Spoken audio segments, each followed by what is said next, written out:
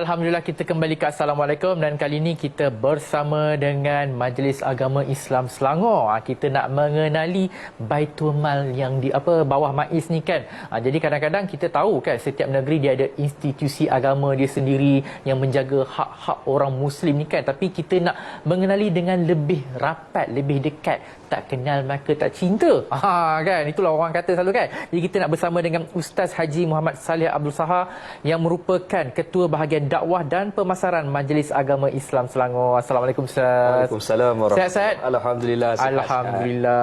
Jadi Ustaz, kita nak berkenal-kenalan lah dengan Baitul Mal kan. Jadi mungkin Ustaz boleh ceritakan sebenarnya kan peranan Baitul Mal di negeri Selangor ni, sebab yang saya tahu peranan Baitul Mal di setiap negeri ni dia berbeza-beza. Baik. Bismillahirrahmanirrahim. Allahumma salli ala sayyidina Muhammad.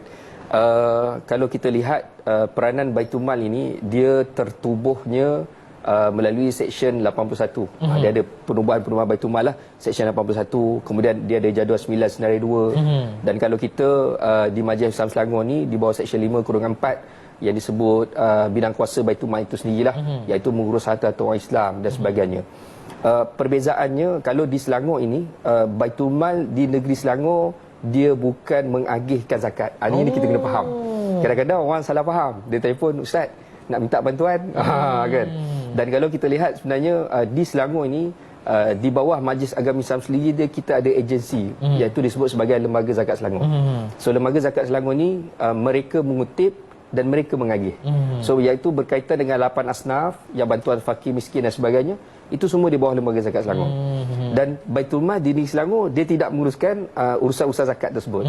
Kita dah spreadkan, kita dah fokuskan pada satu bidang. Sebab itulah bila mana kadang-kadang masyarakat dikeliru nak pergi nak mohon bantuan itu sendiri. Dia berbeza kalau kita lihat di wilayah. Baitul Mal di wilayah memang mereka mengagihkan. Yang mengutip adalah PPZ. Itu berbeza. Sebab tu bila mana bincangkan tentang Baitul Mal ni, kita cerita pasal Baitul Mal pun orang dah keliru dah.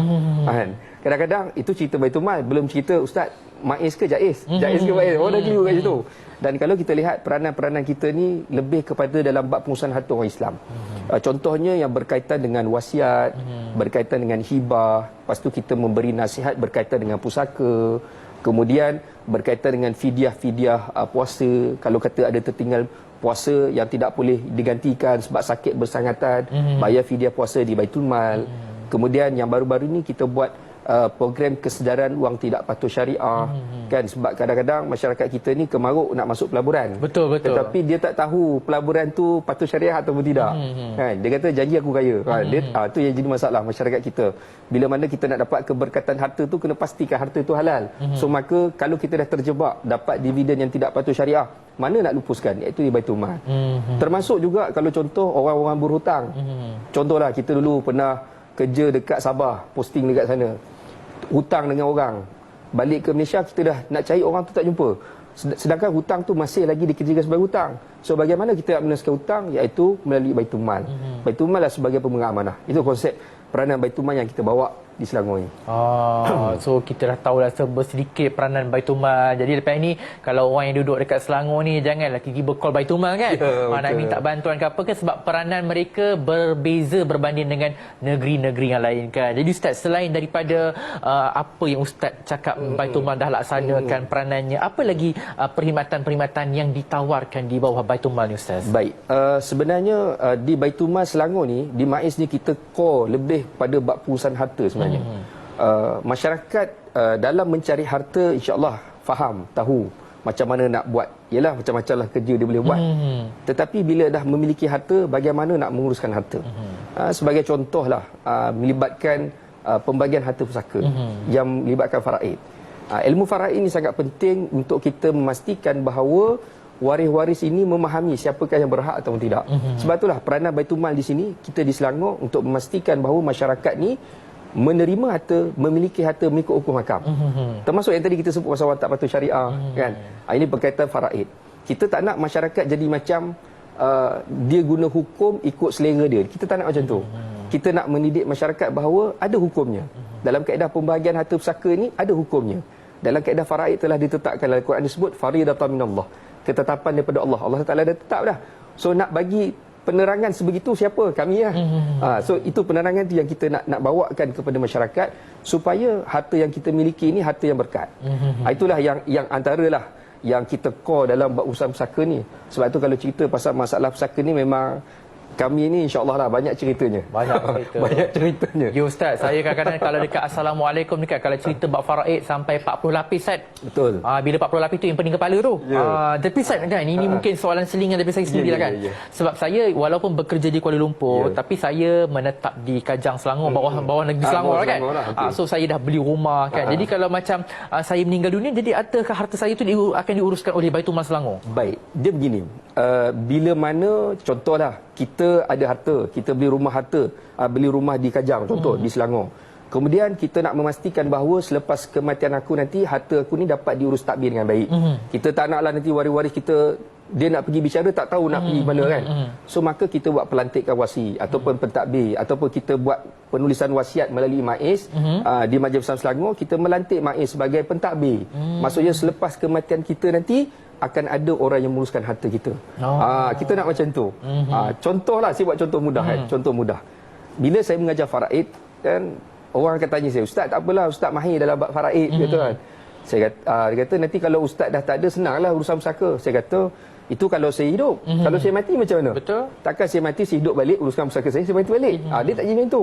So maka nak tak nak, kita nak memastikan bahawa waris-waris kita, urusan harta kita ditakbir dengan baik, maka saya buat wasiat. Saya pesan dekat isteri saya kalau Abi dah tak ada apa semua, Abi majlis agama lah, biar mereka yang uruskan. Kita nak memastikan bahawa harta kita ni ditakbir dengan baik. Kemudian waris kita memiliki harta yang secara betul, yang mengikut hukum hakam. Kita tak naklah nanti takut bimbang-bimbang. Yalah, takut kan, kira contoh kita ada anak perempuan saja, tak ada anak lelaki. Kita kata apa? Ni harta suami aku lah, tak pilah. Adik-beradik si mati tak payahlah. Kita bagi ke anak-anak je contoh kan. So maka kita dah menafikan hak waris. Sebab tu kita dalam bab perusahaan harta ni kena plan betul. Aku ni nak buat apa? Harta aku ni nak ke mana? Macam Ustaz Zul Rami sebut tadi kan. Duit dalam poket ni belum tentu duit kita. Betul. Duit kita ni apa? Sedekah, amal jariah. Begitu juga Baitul Mal pun kita ada juga perkhidmatan yang berkait dengan sedekah. Sumbangan anak yatim, lepas tu sedekah. Tuan-tuan boleh masuk layari dalam web MAIS lah. Saya kalau nak sembang tak sempat ni, banyak. Betul kan? Panjang. So maknanya kalau nak tahu secara detail, layari laman web MAIS. Dalam laman web Majlis Islam Selangor tu kita banyak maklumat-maklumat yang kita kongsikan. Begitu juga dalam Facebook Majlis Islam Selangor. Kita buat program. Kita setahun ni kita buat 4 kempen. Yang pertama kempen fidyah puasa. Kemudian yang kedua kempen berkaitan dengan wasiat Duyufur Rahman, iaitu jemaah haji yang bakal menunaikan haji. Kemudian kita buat kempen pusaka faraid, dan yang terakhir yang sebelum ini kita buat kempen wang tidak patuh syariah. Sebab apa? Kita nak pastikan masyarakat kita memiliki harta itu harta yang berkat. Supaya bila kita meninggal dunia nanti adalah pahala-pahala keberkatan yang kita akan bawa nanti di sana.